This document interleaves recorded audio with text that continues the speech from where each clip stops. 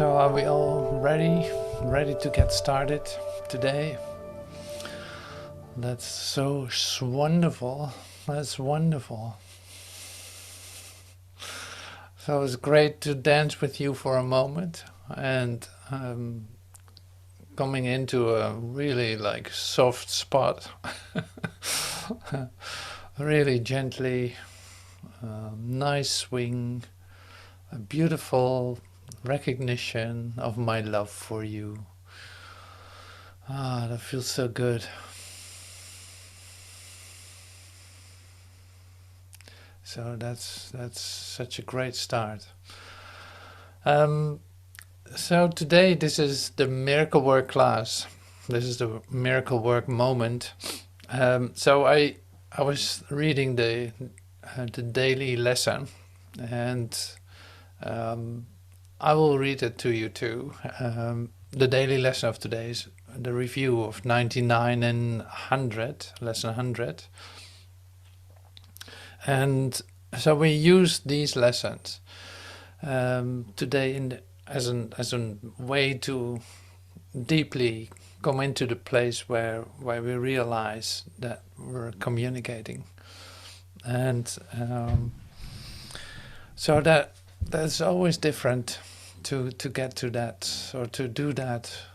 And the words that are shared are from lesson 99 and 100. I'm not going to read the whole lesson, but there are some parts that are very helpful, and that's helpful to be guided in the right place. That is really beautiful. So that's why I want to use that. So the review of the 100, the 99 and 100 lesson, I'll read it to you, is this. So that's like a summary. So I got the big book out. Oops. So good. Here it is. So it's lesson 115. Salvation is my only function here. My function here is to forgive the world for all the errors I have made, for thus am I released from them with all the world. Salvation is my only function here. So my part is essential to God's plan for salvation.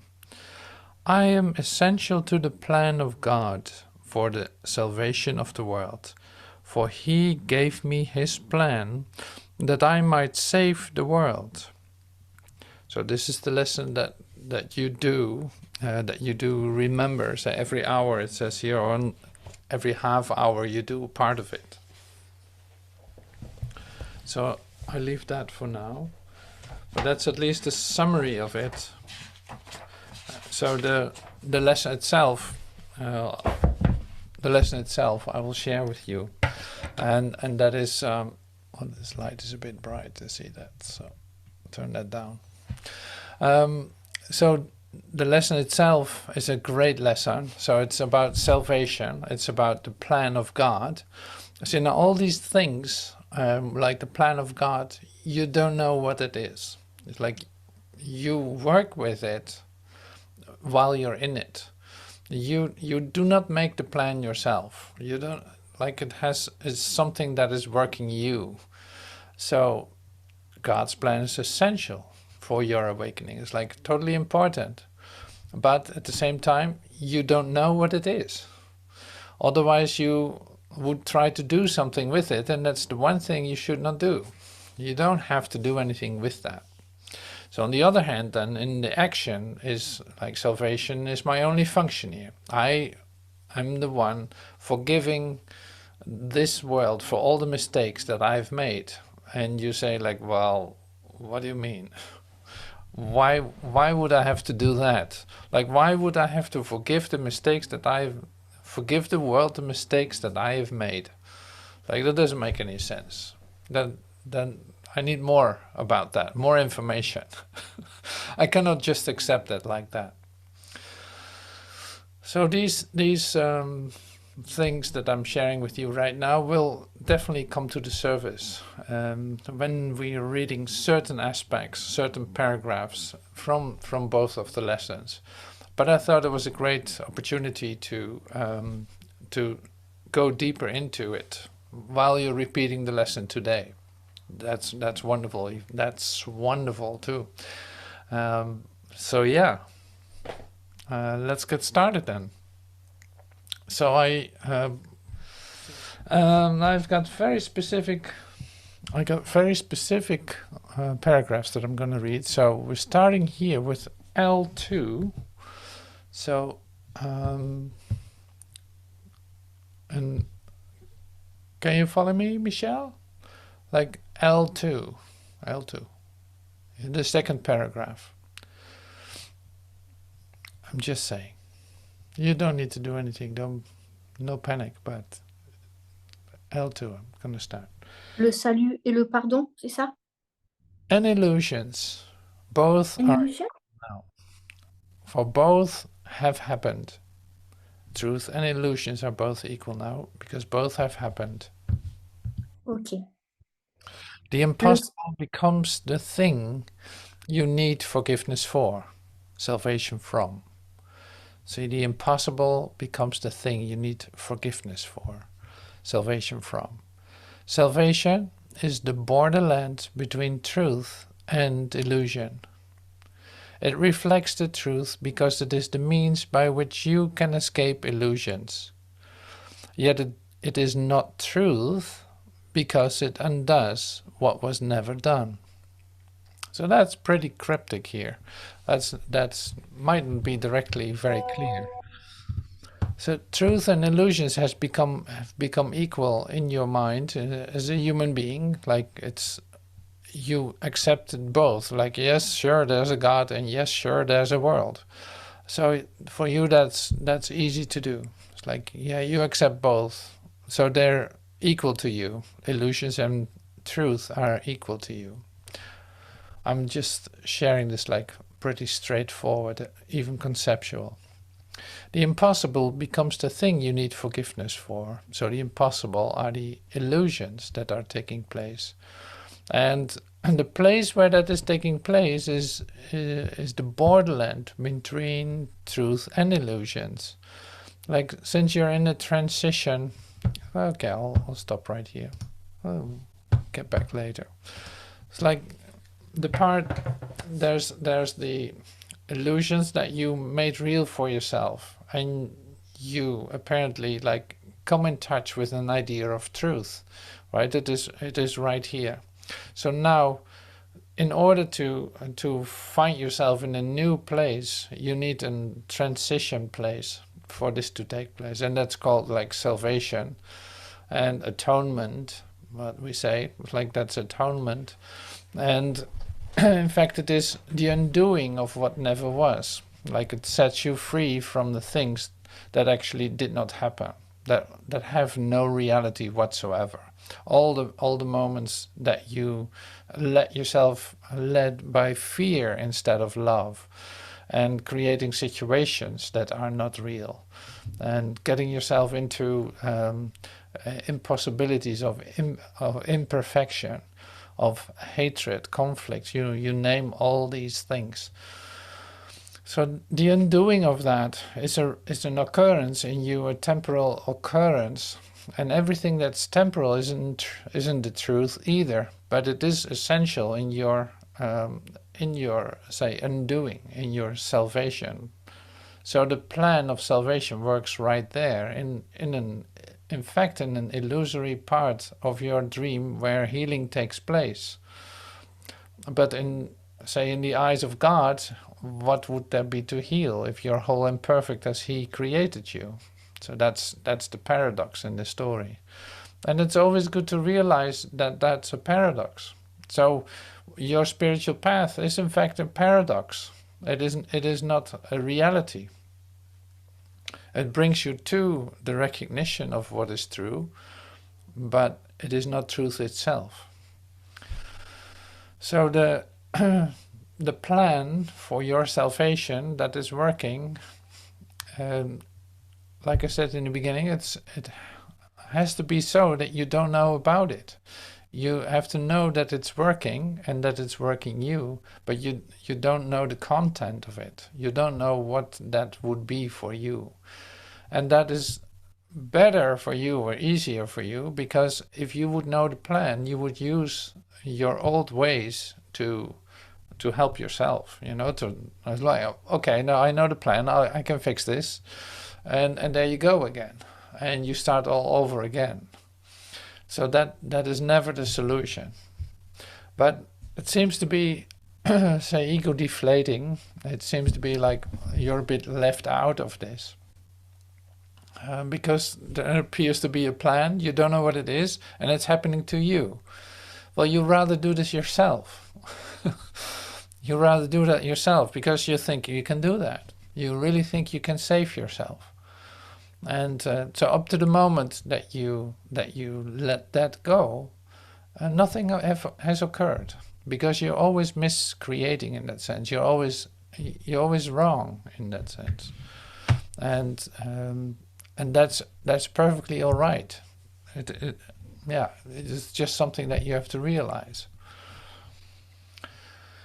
But I can say these things, and that's pretty easy.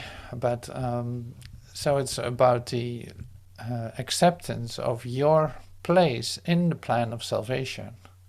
That's why we read about this. That's why it's essential to remember this again. Like, oh yeah, wait a minute, I have to step back out of it. I'm not doing anything here. I'm not trying to, say, work out the plan because I know so well what's the best for me. No, I actually come to the realization that I have no idea what's the best for me, and see that in that recognition of myself, the plan can work. And you have no idea how well that works. Otherwise you would step back immediately, all the time. So that's one thing. Okay, continue.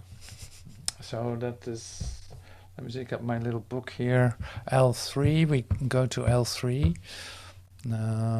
How, here on the top, how could there be a meeting place at all where earth and heaven can be reconciled within a mind where both of them exist?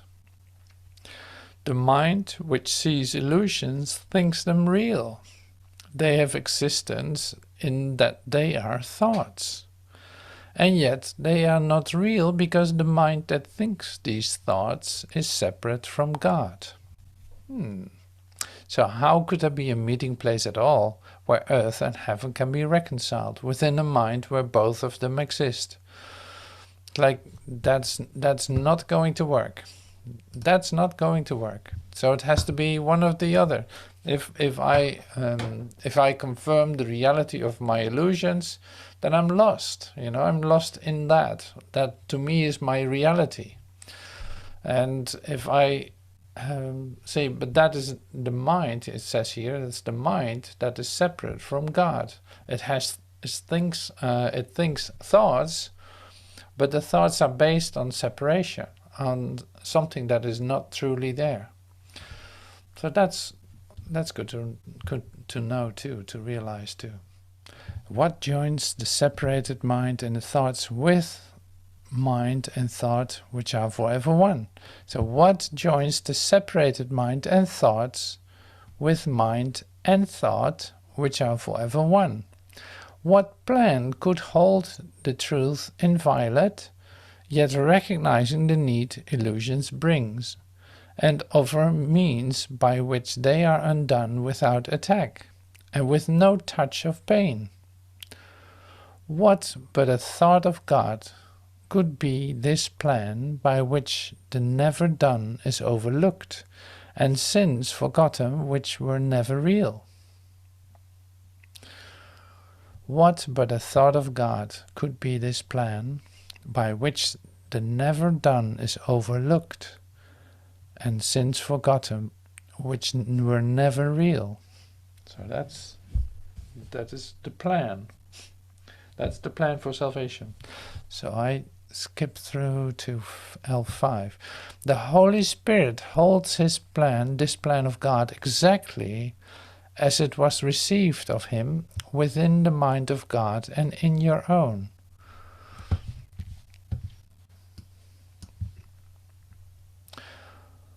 from time in that its source is timeless. Okay, so it is apart from time in that its source is timeless. Yet it operates in time because of your belief that time is real. So let me read this again, because this is really important. Like, this is an essential part. The Holy Spirit holds this plan. See, Holy Spirit, that's where we deal with, that's our, communicator, or, yeah, he helps us in the transition. The Holy Spirit holds this plan of God exactly as it was received of him within the mind of God and in your mind. It is apart from time in that its source is timeless, yet it operates in time because of your belief that time is real. Unshaken does the Holy Spirit look on what you see, on sin and pain and death, on grief and separation and on loss, on lack, disease, disaster and death. See, all this. Unshaken does the Holy Spirit look on what you see, yet does he know one thing must still be true. God still is love, and this is not his will. God still is love, and this is not his will.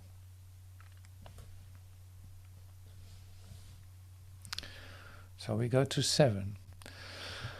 Salvation is your function with the one whom the plan was given. Now you are entrusted with this plan along with him.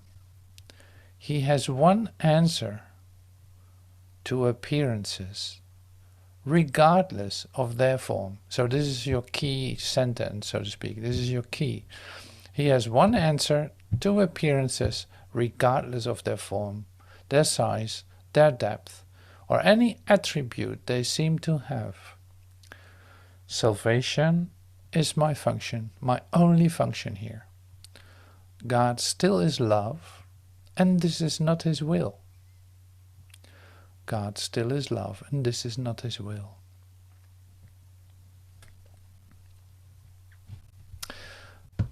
So here some illustration. All the world of pain is not his will. Forgive yourself the thought, he wanted this for you. Then let the thought with which he was replaced, then let the thought with which he has replaced all your mistakes enter the darkened places of your mind, which thought the thoughts that never were his will. So here's the action part. This is the action part for you. This is the action part.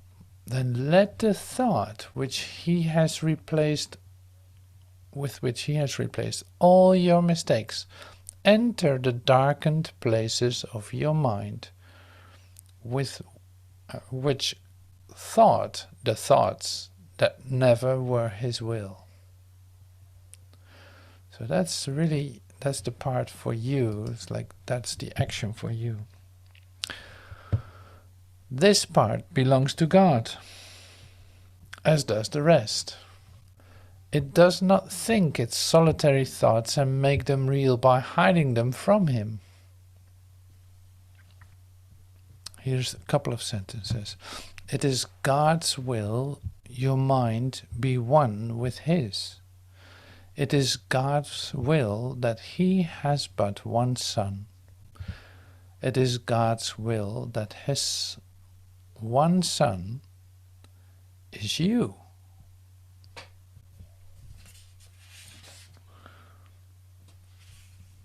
Okay, so that's really beautiful. That's really beautiful.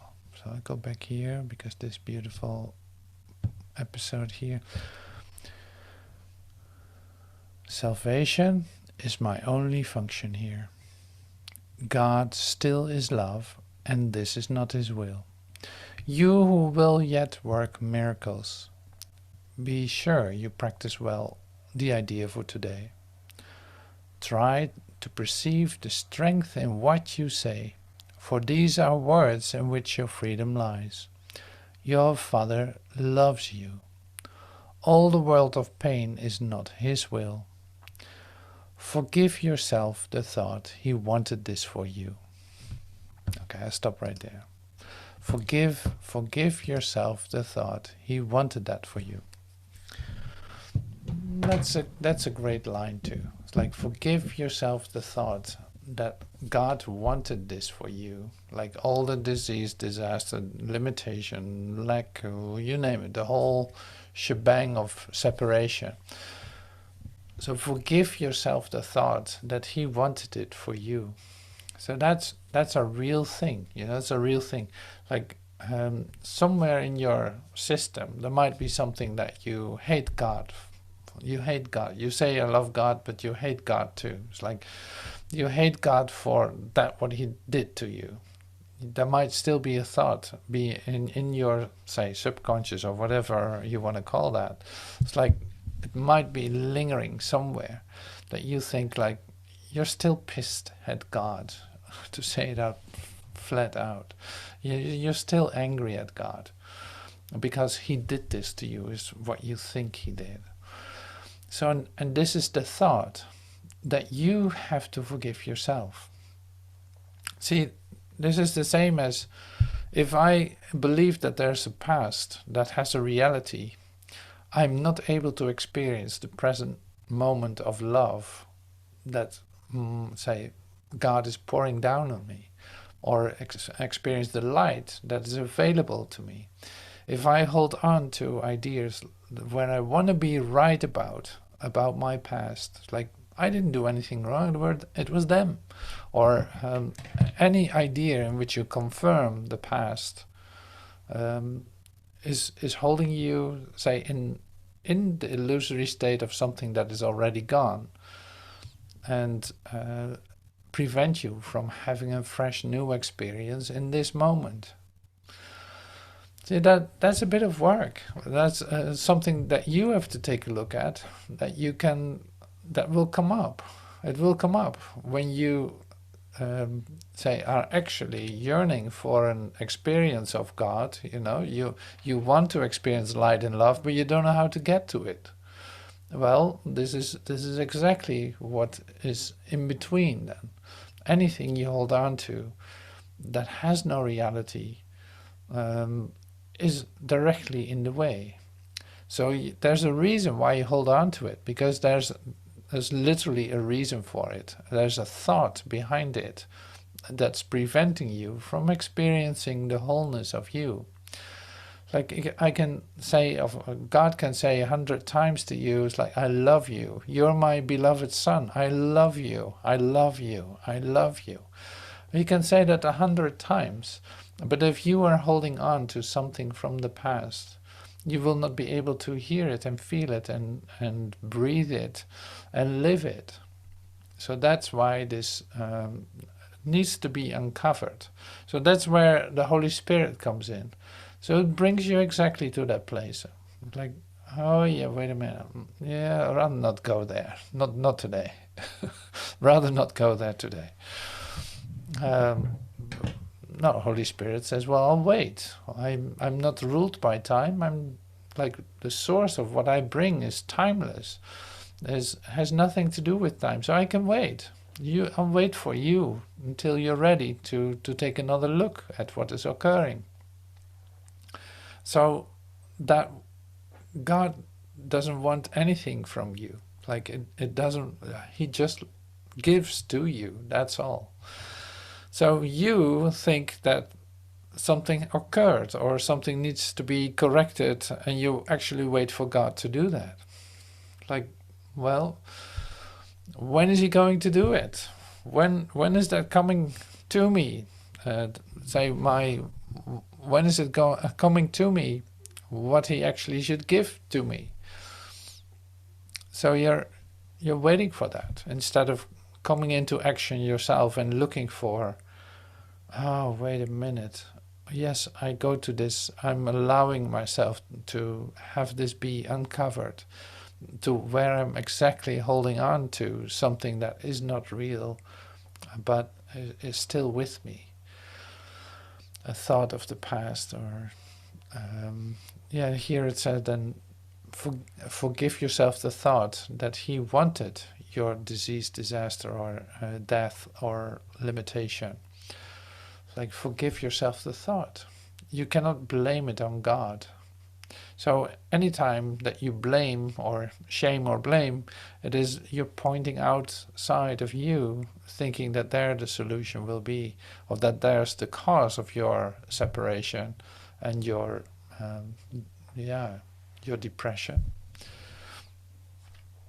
So it is just a thought of you being projected out. So this thought of you, what are you actually thinking about that? There is a thought there. So that's what will come to the surface and will be undone. And then you see that the only requirement is you allowing that to happen. You allowing that to occur. Like, for the rest, no longer hiding it is really the instruction. You don't have to hide that any longer. So when you share it, when you allow this to come to the surface, it will be that will be sufficient. You don't have to do anything with it. It is just no longer hiding it that is helping you. Well, you can do this in different ways, of course. So it's like you can share it with one you trust. You can share it with your mentor. You can share it with whoever you have a relationship with in which you trust. Like, or in your honest prayer with God, revealing it to start that. But from my experience, it is like, as soon as you share it with your brother, it is out in the open. It is very, liberating to allow that, to do that. It's very liberating. So since we're in this transitory area of salvation, all the temporal means are available. Like, whatever works for you to share that is perfect. Is great. So there's not like, okay, are there certain ways that are better than other ways? No, it's like the only way for you to get it out. If you have to make paintings for it or sing songs about it, that will be the way for you, or who knows what that is. So that's one thing. But the real deep down step or act that you do is allowing it to come to the places inside yourself that you try to hide. Try to hide. Okay, so continuing. So I want to do it like this. Sharing, I'm going to lesson 100. We were here. Let me see if I did it all. Yeah. So this is good. So now we go to this. My part in God's plan is... My part is essential to God's plan for salvation. So my part is really important. It's essential. Of course. It's about you. So I read some paragraphs here. So there's no way that you have to hold this in your mind or figure out. See, you pick up certain things that will touch you for now, which is perfect. What resonates with you, trust that. Like, you don't have to understand all that is being shared. That's not necessary at all. My part is essential to God's plan for salvation. So I start with the second paragraph. God's will for you is perfect happiness. Why should you choose to go against His will? The part that He has saved for you to take in working out his plan is given you that you might be restored to what he wills. This part is essential to his plan as to your happiness. Your joy must be complete to let his plan be understood by those to whom he sends you. They will see their function in your shining face and hear God calling to them in your happy laugh. That's very practical. Like, look at this. Your joy must be complete to let his plan be understood by those to whom he sent you. Your joy must be complete.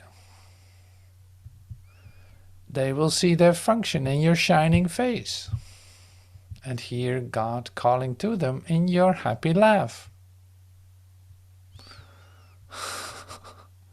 That's not difficult, right? So the interesting thing is then, I just missed how do I get to that? How do I get to my happy place, so to speak? Where is my happiness? Where does my happiness come from? How do I do that? And how can my joy be complete? How do I do that? They will see their function in your shining face and hear God calling to them in your happy laugh. So we get to that in a moment. You are indeed, this is the third paragraph, you are indeed essential to God's plan. Without your joy, his joy is incomplete. Without your smile, the world cannot be saved. While you are sad, the light which God himself appointed as the means to save the world is dim and lusterless. And no one laughs because all laughter can but echo yours. You are indeed essential to God's plan.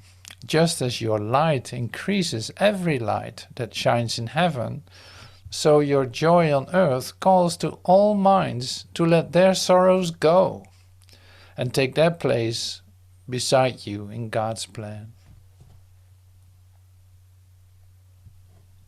Okay, so we'll go quickly to the other side. L5. Today we will attempt to understand joy is your function here. If you are sad, your part is unfulfilled, and all the world is thus deprived of joy along with you. God asks that you be happy, so the world can see how much he loves his Son, and wills no sorrow rises to abate his joy. No fear besets him to disturb his peace. You are God's messenger today. You bring his happiness to all you look upon, his peace to everyone who looks on you and sees his message in your happy face.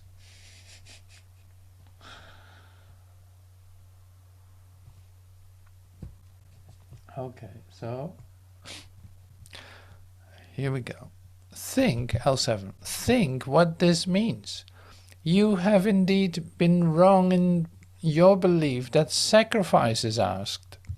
You but receive according to God's plan and never lose or sacrifice or die. Now let us try to find that joy which proves to us that all the world God's will for us. It is your function that you find it here and that you'll find it now. For this you came. Let this one be the day that you succeed.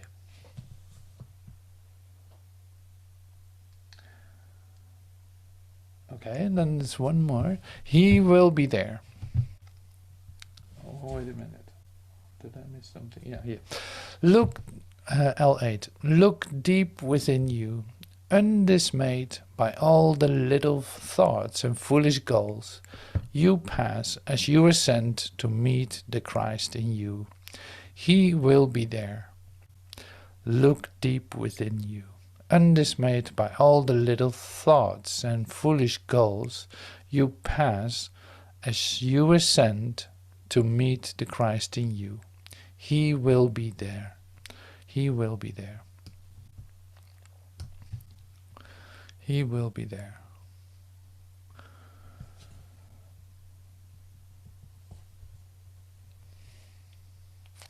So we continue. He will be there.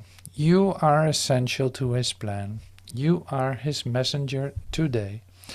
And you must find what he would have you give. Do not forget the idea for today between our longer practice periods. It is yourself who calls to you today. Okay, so there's one more line here. Him you answer every time you tell yourself you are essential to God's plan for the salvation of the world. So I go through this very quickly, I know that, but you got the essence. You got the essence. See, the essence is happiness, is joy. You're fulfilling your function is allowing that joy, allowing yourself to feel that joy. Now, note, when you hear this, what happens to you? What happens to you when you hear this? It's like, I can never do that. I can never do that. I have no idea how to do that. I cannot walk around with a smiling face all day long. I have no idea how to do this. Like, I don't know, I feel a bit depressed now. I feel a bit depressed, like I think I'm a bit over demand. There's a bit too much demand on me now. I have to give up this misery? Really? Do I need to give up my misery? Oh my God. Do I need to give up my misery? Do I need to give up my depression, and my sorrow, and my concern? What am I going to do without my concern?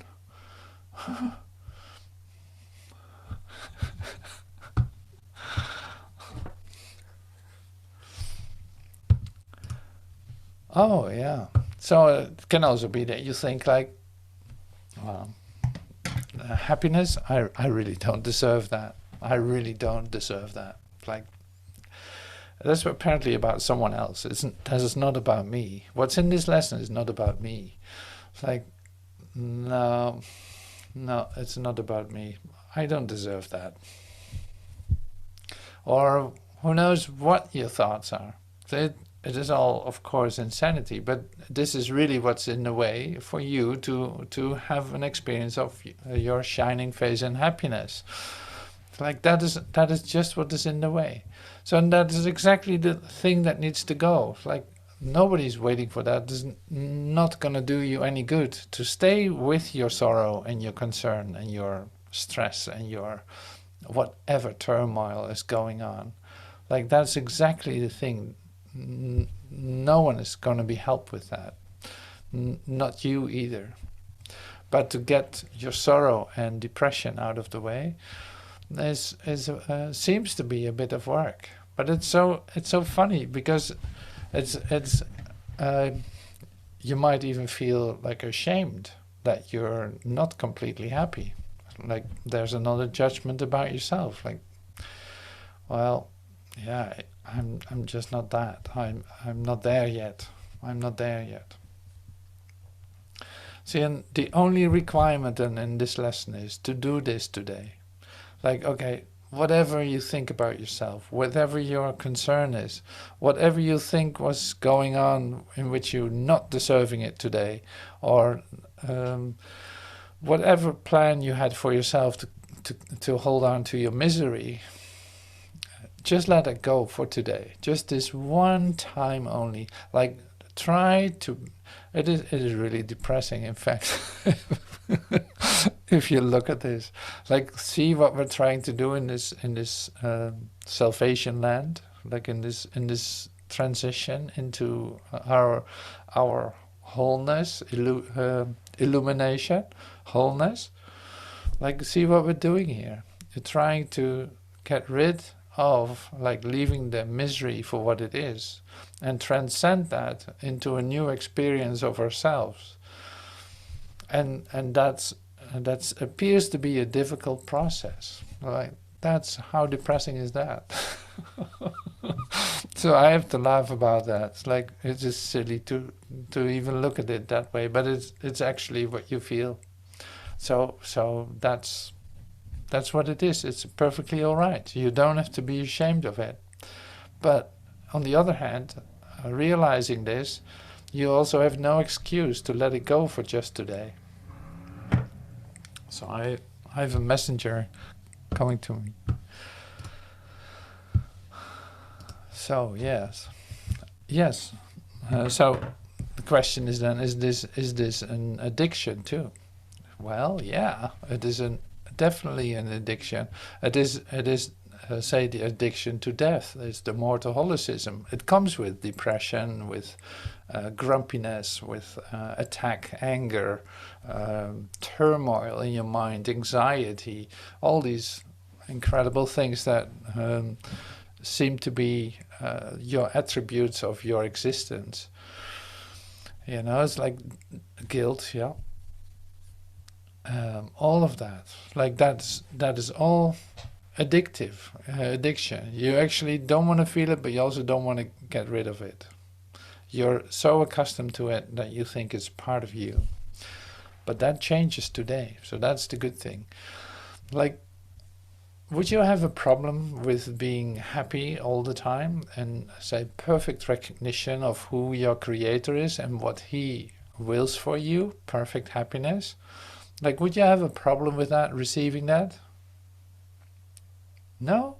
Well, then we're here. It's like nothing stops you then from experiencing that all the time.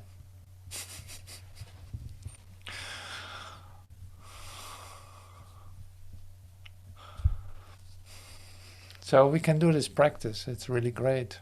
So what was the instruction? Well, do this on the PDF then. So the instruction is this.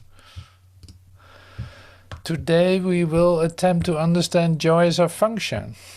If you are sad, your part is unfulfilled, and all the world is deprived of joy along with you.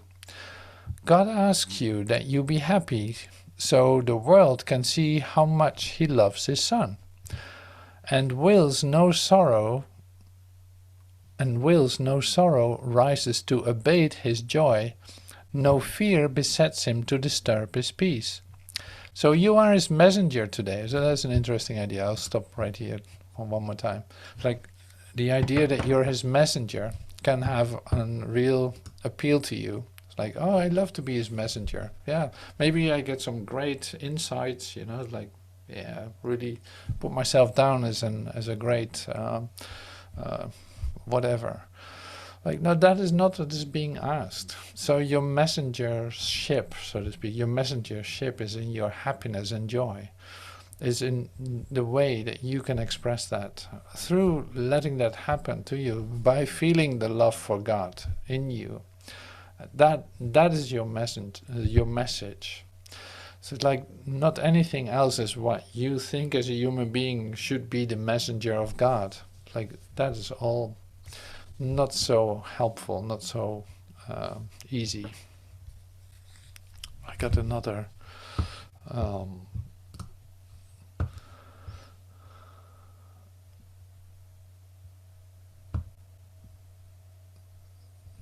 sometimes you have little demons in your belly. If I understand, save the world means forgive and overcome the world, but that's different between my function and Christ's mission? No. So to overcome the world, how? So this is how it really comes beautiful together. So thank you for this question. So, and the little demons, I'll come back to that in a second. We were actually talking about that. So you're overcoming the world. How can you overcome the world? Well, you will not be able to overcome the world by making it real and getting depressed by it. But you can definitely overcome the world by, say, how does this world end? It says somewhere in the Course too, like, how does this world end? It will end in laughter. seeing what we have done here, it will literally end in laughter. You will not be able to hold yourself together when you're actually seeing what you have been doing here and what you have tried to make of it. So it's like in your laughter you overcome the world. Literally the world disappears. Like you're not able to hold it together anymore.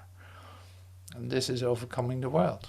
This is where we join as in the celebration of the homecoming. You know, it's like there's no other way to do that than by laughter, than literally letting yourself be overflown with the joy and happiness that is given you in the new recognition of your Christhood.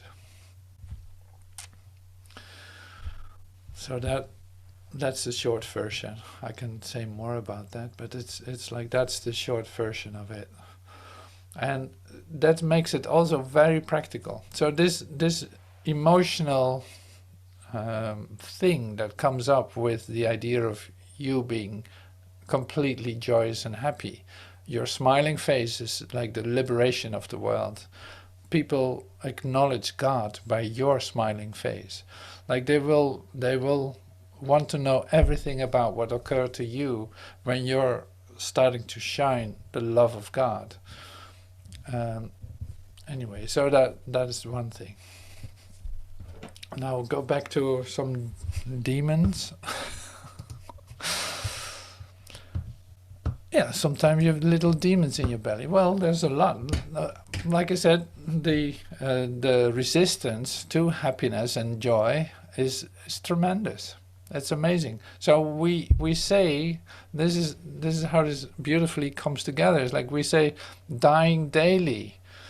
Well, the dying daily, for instance, is that. It's like overcoming your demons for just a moment. They are there, you recognize them, and you want to be free of them. You don't know how to do that, but to die in it, in the misery and the pain and depression. And seeing that for what it is for just a moment. So handing it over to Spirit. But being willing to not tolerate the depression and the grumpiness and the darkness, to allow yourself to melt into the love of God. That's what dying daily is. It's like there's one point where you actually give up the fight or give up your resistance, where you fully allow this resistance to be felt and sinking right through it, instead of using it to not be happy. You know, it's like your misery and pain and concern are really like the swords that you use to defend yourself against the happiness that is available to you. So that's why we say, like, in your defenselessness lies your safety. That's why all these lessons come together in this. But actually it has just to do with this then. Are you allowing yourself to feel the love of God? And do that right now. So let's do that right now.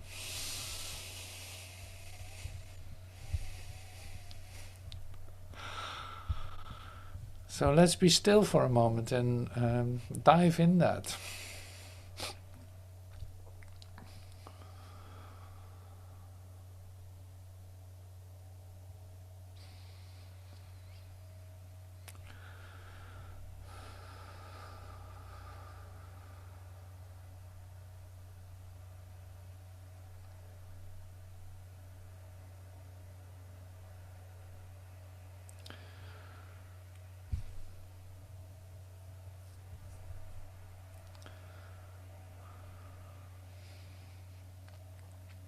So you have the confirmation, He will be there, He will be there. Like,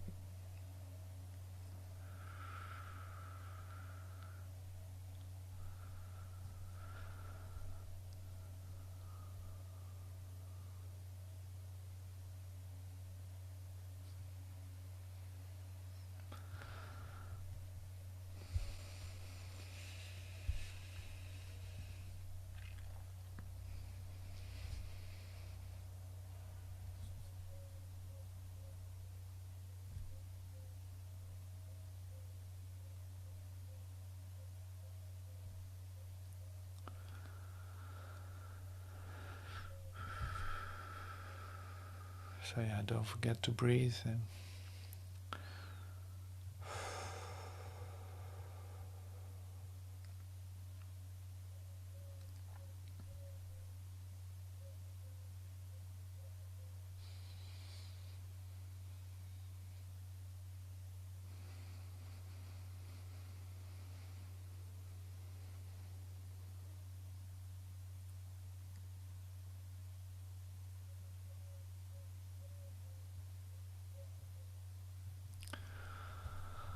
so there doesn't have to be a reason for your happiness. Well, the love of God flowing through you is sufficient.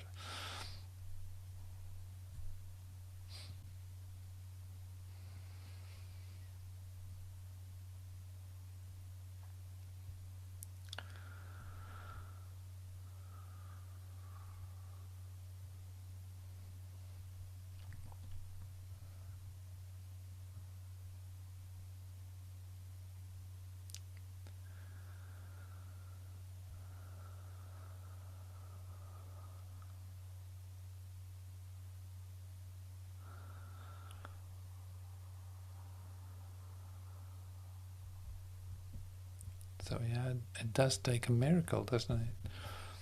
Like you cannot force it or squeeze the joy out of yourself, or you cannot fake it.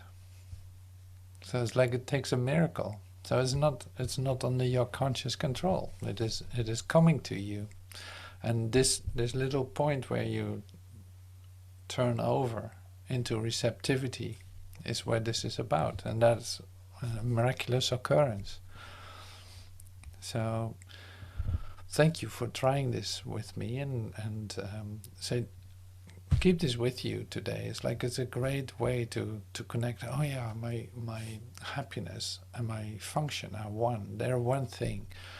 My happiness and my joy. I want to experience that.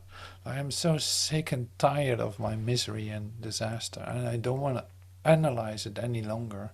I don't want to keep it with me any longer. I want to be free of all of it. So whatever is necessary for that, I'm in. I'm here. I get so sick of all of that. So now a new day has begun. This is going to be my focus, my joy and happiness. Because if I am not happy, this whole world is colorless. Like it is losing all its flavor. It is tasteless. It is completely depressed.